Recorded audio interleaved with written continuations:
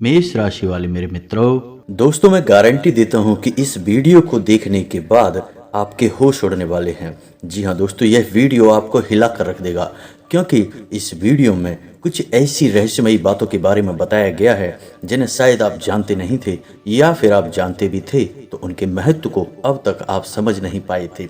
लेकिन मैं आपको बता दूं कि आपके ही द्वारा की गई कुछ गलतियों का नतीजा है कि आपके जीवन से कष्ट और परेशानियां समाप्त नहीं हो रही हैं। हर एक बात के लिए हम अपने ग्रह नक्षत्रों या फिर दूसरी शक्तियों को दोष नहीं दे देते। कहीं ना कहीं तो हम भी जिम्मेदार होते हैं, कुछ ना कुछ गलतियां तो हमारी भी होती हैं। तो इसी क्रम में दोस्तों, आपके लिए यह वीडियो हमने बनाया है जिसमें हम आपको बताने जा रहे हैं ऐसी 5 बातें जो आपने किसी न किसी को बताई हैं, या यूं कहें कि वो आपकी गलती है जो आपने बार बार दोहराई है। जी हाँ दोस्तों, और आप अभी भी उस गलती को लगातार दोहराते चले जा रहे हैं। जब जब आपको ईश्वर किसी न किसी रूप में संकेत देते हैं, आपसे जुड़ने की कोशिश करते हैं, तो आप उन संकेतों को दूसरों को बता देते हैं और फिर होती है आपकी हानि और आपको नहीं मिल पाती ईश्वर की कृपा। जी हाँ दोस्तों, तो आप बने रहिए वीडियो में, शुरू से लेकर अंत तक पूरा वीडियो देखिए। वीडियो केवल आपके लिए बनाया गया है। आपके जीवन में इस वीडियो को देखने के बाद कुछ न कुछ बदलाव अवश्य आएगा। आपके जीवन को एक नई दिशा प्राप्त होगी। तो वीडियो की शुरुआत करते हैं, लेकिन उससे पहले आपसे एक निवेदन है कि पूरे भक्ति भाव के साथ कमेंट में जय माँ भद्रकाली अवश्य लिखें। माता भद्रकाली आपके ऊपर कृपा बनाए रखेंगी। दोस्तों, याद रखें कि जिनके साथ हैं माता भद्रकाली, उनका कोई बाल भी बांका नहीं कर सकता है। तो मित्रों, वीडियो की शुरुआत करते हैं। हम जानते हैं कि आप बहुत ही भावुक इंसान हैं। आप जिसके साथ जुड़ते हैं बड़े ही दिल से जुड़ते हैं। फिर आप भेदभाव नहीं करते हैं, भूल जाते हैं कि लोग मन ही मन आपसे नफरत भी कर सकते हैं, आपका दुरुपयोग भी कर सकते हैं। इसी के चलते आप कभी कभी ऐसी जगह से धोखा खाते हैं जहां से आपको बिल्कुल भी उम्मीद ही नहीं थी। फिर आपको इस संसार से, दुनियादारी से भरोसा उठ जाता है। आपको बहुत बुरा लगता है, या यूं कहें कि आपका दिल टूट जाता है। आपको होशियार होने की आवश्यकता है। यह दुनिया इस तरह नहीं चलती जैसी आप इसे समझते हैं। यह आपकी तरह नहीं है। तो आपको भी अब इस दुनिया के अनुसार थोड़ा सा सतर्क बनना होगा। दूसरों को हानि पहुंचाने के लिए नहीं, आपको अपने आप को बचाने के लिए होशियार बनना होगा। जी हाँ दोस्तों, हमारी बस यही कोशिश रहती है कि आपको छोटी छोटी बातें, कुछ न कुछ ऐसी बातें बताते रहें जो आपको किसी न किसी रूप में लाभ अवश्य पहुंचाएंगे, आपके जीवन में किसी न किसी प्रकार का बदलाव अवश्य लेकर आएंगे। जी हाँ दोस्तों, हम जानते हैं कि आप अनजाने में ही सही ऐसी गलतियों को दोहराते हैं, जानबूझकर नहीं करते हैं। वैसे तो आप बहुत बुद्धिमान हैं। आपको यदि बता दिया जाए कि यह काम आवश्यक है और इसे अवश्य करना है, और दूसरा काम बिल्कुल अनावश्यक है, इसे बिल्कुल छोड़ देना है, तो आप तुरंत अपनी तर्क शक्ति से पता लगा लेते हैं कि इस काम को करना है कि नहीं करना है। लेकिन अपनों के बीच पहुंचकर आप सारी बुद्धिमानी भूल जाते हैं। आपकी बुद्धिमानी धरी की धरी रह जाती है। दोस्तों, आप जानते हैं कि जो दुश्मन बाहर से आते हैं उनको तो हम बड़ी आसानी से पहचान जाते हैं, उनके लिए हम तैयारी भी कर लेते हैं। लेकिन उन दुश्मनों का क्या जो हमारे अपनों के बीच ही छुपे हैं और हमें उनके बारे में भनक तक नहीं है। और एक ना एक दिन जब समय आएगा, जब सही मौका होगा, तो वह दुश्मन घात करेगा और आपको चोट पहुंचाएगा। जी हाँ दोस्तों, कुछ लोग तो आपसे ऐसे जुड़े हुए हैं जो केवल और केवल अपना स्वार्थ सिद्ध कर रहे हैं, लेकिन चिकनी चुपड़ी बातें करके आपको पिघलाकर आपके मन के भावों का दुरुपयोग कर रहे हैं, आपके धन का शोषण कर रहे हैं, आपका बहुमूल्य समय और आपकी बहुमूल्य संपदा को लूट रहे हैं। ऐसे लोग आपके सबसे बड़े दुश्मन हैं। इन्हें आप पहचानिए। आप अपनी तर्क शक्ति का इस्तेमाल करिए, अपनी भावनाओं को थोड़ा संभालिए। हर जगह भावनाओं से काम नहीं चलता है, भावुक हो जाने से काम नहीं चलता है। अपनी तर्क शक्ति से ऐसे लोगों को पहचानिए और उन्हें अपने जीवन से दूर कर दीजिए, वरना ऐसे लोग आपके हर एक सुख और आपकी हर एक सुविधा को सोख जाएंगे और आपको लाभ प्राप्त नहीं हो पाएगा। दोस्तों, हम जानते हैं कि वैसे भी अभी तक के जीवन में आपको बहुत बड़े लाभ प्राप्त नहीं हो पाए हैं। आपको कष्ट अधिक मिले हैं, सुविधाएं कम मिली हैं, लोगों से नफरत अधिक मिली है, प्रेम कम मिला है। लेकिन इस सब का भी आपके मन में कोई मलाल नहीं है। आप बड़े ही संतुष्ट प्रवृत्ति के इंसान हैं। आपको जो भी जीवन में मिल गया, आपने उससे काम चला लिया। आपने किसी से शिकायतें नहीं की, किसी के सामने अपना दुखड़ा नहीं रोया। आप अपने कष्ट अपने तक ही रखते हैं, छुपा कर रखते हैं, लोगों को जाहिर नहीं होने देते। आपका मुस्कुराता चेहरा लोगों को धोखा दे जाता है। लोगों को ऐसा लगता है कि आपके पास कोई कष्ट ही नहीं है, आपके पास तो सुख संपदा भरी पड़ी है। अच्छी बात है, लोगों को ऐसा पता होना चाहिए, लेकिन कुछ ऐसी बातें हैं जिन्हें आपको अवश्य ही छुपाना चाहिए, उन बातों को जाहिर नहीं करना चाहिए। तो दोस्तों, वीडियो में बने रहिए, शुरू से लेकर अंत तक बने रहिए।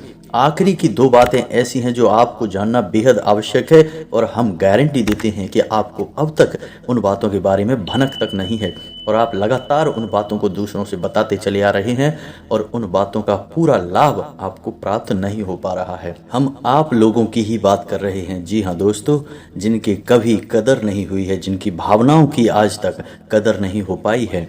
आपने हमेशा लोगों में प्यार लुटाया है, सबको खुश रखने की कोशिश की है, लेकिन बदले में आपको केवल और केवल निराशा ही प्राप्त हुई है। तो अब आपको सतर्क होना है, होशियार होना है। तो दोस्तों, आपको बताते हैं कि कौन सी वे बातें हैं जो आपको नहीं बतानी है। सबसे पहली बात कि आप अपने सपने किसी को भी कभी ना बताएं। जी हाँ दोस्तों, ईश्वर सपने के माध्यम से आपको संकेत देते हैं। जी हाँ दोस्तों, कभी कभी तो ऐसा भी देखा गया है कि सपने के माध्यम से आपको भविष्य भी दिखा दिया जाता है। जी हाँ दोस्तों, इस बात के कई प्रमाण हैं कि ईश्वर ने कई लोगों को सपने के माध्यम से उनके भविष्य के दर्शन कराए हैं, जिससे उनके जीवन में बहुत बड़े बदलाव आए हैं। तो आपके जीवन में भी कभी कभी कोई ना कोई ऐसे सपने आते हैं जो आपको सोचने पर मजबूर कर देते हैं। फिर आप सुबह जागकर उन सपनों के बारे में बात करना शुरू कर देते हैं, अपने नज़दीकियों को बताते हैं कि मुझे ऐसा सपना आया, वैसा सपना आया। लेकिन आपको ऐसा करना नहीं है। आप अपने मन में विचार करिए, किसी बुद्धिमान इंसान के द्वारा बताई गई बातों के अनुसार पता लगाने की कोशिश कीजिए कि इस सपने का क्या मतलब है। लेकिन यह केवल और केवल आप तक ही होना चाहिए, इसे आपको किसी को बताना नहीं है। अब दोस्तों, हम कैसे पता लगाएं कि कौन सा सपना ईश्वर के द्वारा दिया गया संकेत है? तो दोस्तों, इसका बड़ा ही सरल उपाय है कि जब हम सोकर जागते हैं तो रात्रि में आने वाले सपने अक्सर हमें भूल जाते हैं, याद नहीं रहते हैं। लेकिन जिस सपने के माध्यम से ईश्वर हमें संकेत देना चाहते हैं, वह सपना हमें पूरा का पूरा याद रहता है। वह ऐसे याद रहता है जैसे कि वास्तविक घटना हो, और समझ लीजिए कि वही सपना हमारा संकेत है जो ईश्वर हमें देना चाहते हैं, कुछ ना कुछ बताने की कोशिश कर रहे हैं। जी हाँ दोस्तों, तो अब आपको कमेंट करके बताना है कि आपके अंदर यह आदत है कि नहीं। आप अपने सपनों को अपने नज़दीकियों के साथ में बताते हैं, चर्चा करते हैं कि नहीं करते हैं। तो दोस्तों, इसी क्रम में दूसरी बात जो आप दूसरों को हमेशा बता देते हैं, वह होता है उपाय। जी हाँ दोस्तों, आपके जीवन में कई कष्ट चल रहे हैं, कई परेशानियां चल रही हैं, और आप उन कष्ट और परेशानियों से मुक्ति प्राप्त करने के लिए तरह तरह के उपाय करते रहते हैं। उपाय करना बेहद आवश्यक है, क्योंकि उपाय के माध्यम से हम अपने आसपास की ऊर्जाओं को बदलने की कोशिश करते हैं, यानी कि हमारे आसपास की नकारात्मक ऊर्जाओं को हटाने की कोशिश करते हैं, जिससे सकारात्मक ऊर्जा, पॉजिटिव एनर्जी हमारे पास आ जाए और हमारा जीवन बदल जाए। लेकिन इसमें सबसे बड़ी भूल यह होती है कि आप उस उपाय के बारे में बता देते हैं, जो कि बहुत बड़ी भूल है। दोस्तों, आप जिस उपाय को भी कर रहे हैं उसे जितना हो सके उतना गुप्त रखें।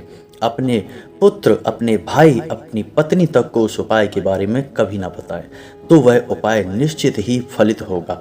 जी हाँ दोस्तों, आपने वह सुना ही होगा कि जोग जुगत और मंत्र उपाऊ फले तबई जब करे दुराऊ, यानी कि आप जितना ज़्यादा छुपाएंगे उतना ही ज़्यादा उसका परिणाम प्राप्त होगा। इसी क्रम में दोस्तों, तीसरा है कि वह मंत्र या वह पूजा जो आप कर रहे हैं वह आप दूसरों को बता देते हैं। वैसे तो साधारण तौर पर हम सभी पूजा पाठ करते ही हैं, आप भी करते होंगे, लेकिन कभी कभी आप कुछ विशेष पूजा पाठ करने लगते हैं जो आपको किसी ने बताई है आपकी परेशानियों को दूर करने के लिए।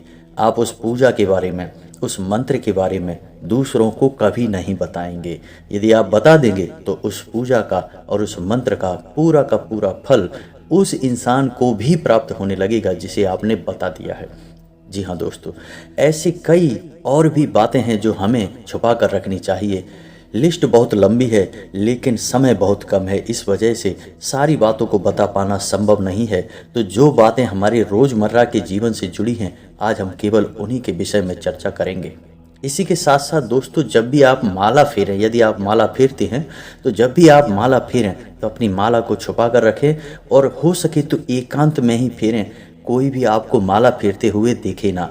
जब भी आपको कोई माला फेरते हुए देखेगा तो आपको जो माला फेरने का फल प्राप्त होगा उसका आधा फल उस इंसान को भी अपने आप प्राप्त हो जाएगा। यह विधि का विधान है दोस्तों, इसे कोई बदल नहीं सकता है। इसी क्रम में दोस्तों, चौथा है आप अपनी आमदनी, अपनी प्रॉफिट के बारे में लोगों को बता देते हैं। जी हाँ दोस्तों, वैसे तो आप छुपा कर ही रखते हैं, लेकिन कभी कभी आप जोश में आकर, जब चर्चाएं गर्म हो जाती हैं, लोग बातें करने लगते हैं, माहौल बन जाता है, तो आप जोश में आकर अपने पैसे के बारे में लोगों को बता देते हैं। यदि आपको फ़ायदा हो रहा है तो कभी जाहिर मत करिए किसी के सामने कि आपको फ़ायदा हो रहा है। इसका दुष्परिणाम यह है कि जब भी आप यह कहते हैं कि मुझे इतना फ़ायदा हो रहा है, या केवल आप इतना ही कह दें कि मेरे पास बहुत पैसा है या मुझे बहुत आमदनी हो रही है, पैसे की कोई दिक्कत नहीं है, तो ऐसा कहते ही हमारी लक्ष्मी का बंधन हो जाता है। जी हाँ दोस्तों, आध्यात्म में हम अपनी लक्ष्मी का बंधन स्वयं ही कर देते हैं। जाने अनजाने यह गलती हम कर देते हैं। वैसे तो लक्ष्मी का बंधन दूसरों के द्वारा ही किया जाता है, लेकिन जब कभी आप ऐसे शब्दों का प्रयोग करते हैं तो आप स्वयं ही लक्ष्मी का बंधन कर देते हैं। और जब लक्ष्मी का बंधन हो जाता है तो उसके बाद फिर लक्ष्मी आपके पास आने से कतराने लगती है, या यूं कहें कि आपकी आमदनी धीरे धीरे घटने लगती है। इस बात को आपने कई बार नोटिस भी किया होगा दोस्तों। जैसे ही आपने अपनी आमदनी के बारे में बखान करना शुरू किया, लोगों से खुलकर बात करनी शुरू करी, वैसे ही आपकी आमदनी पर इसका प्रभाव अवश्य पड़ता है। ऐसा इसलिए भी हो जाता है क्योंकि जो आपकी आमदनी सुन रहा है, हो सकता है उसकी आमदनी आपसे कम हो सकता है वह आपसे जलता हो, आपसे बुरी स्थिति में रह रहा हो, तो उसके मन से जो भाव निकलेंगे उनका भी तो कुछ ना कुछ प्रभाव आपके ऊपर पड़ेगा। तो आपको अपनी इनकम, अपनी आमदनी के बारे में बिल्कुल चुप हो जाना है, किसी से कोई चर्चा नहीं करनी है दोस्तों। समय आने पर अपने आप चीज़ें दिखने लगती हैं, आपको दिखाने या जाहिर करने की आवश्यकता बिल्कुल भी नहीं है। जी हाँ दोस्तों, यह आपके अंदर एक कमी है, जिसे हम कह सकते हैं कि आप जोश में आकर कुछ ऐसी हरकतें कर जाते, कुछ ऐसी बातें बोल जाते हैं जिनके लिए बाद में फिर आपको भी पछताना पड़ता है। और दोस्तों, वीडियो के अंत में आपको पांचवा बताते हैं कि जब भी आप किसी देव स्थान पर जाने की तैयारी करते हैं, जैसे कोई तीर्थ स्थान वगैरह की आप तैयारी कर रहे हैं, जैसे आप वैष्णो देवी जाना चाहते हैं या कहीं और जाना चाहते हैं, तो आप उसकी लोगों से चर्चा करना शुरू कर देते हैं, जो कि बहुत ही गलत है। जी हाँ दोस्तों, यह गलती तो अक्सर लोग दोहराते हैं। मैंने देखा है कि लोग अक्सर दिव्य स्थानों पर, देव स्थानों पर जाते हैं और पहले ही उसका बखान करना शुरू कर देते हैं। जितना हो सके उतना गुप्त रखें कि आप कहाँ जा रहे हैं, किस स्थान पर जा रहे हैं। जब आप लौट कर आएंगे तो अपने आप लोगों को पता लग जाएगा, लेकिन जब आप जा रहे हैं उस समय आप बिल्कुल भी चर्चा ना करें।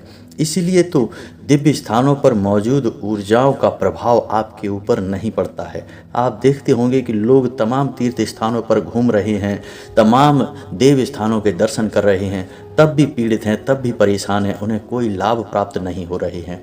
तो इसका मतलब यह तो नहीं कि देव स्थानों पर दैवी शक्तियां नहीं हैं, उनके असर नहीं होते, प्रभाव नहीं होते। इसका मतलब यह है कि आप पहले ही गलती करके आ गए हैं। आप जिन जिन लोगों को बता कर आए हैं, जिन जिन लोगों को पता है कि आप किस देव स्थान पर जा रहे हैं, उन लोगों को भी आपके पुण्य का फल बट जाएगा। तो समझिए कि आपने अपना फल कितने लोगों को पहले ही बांट दिया।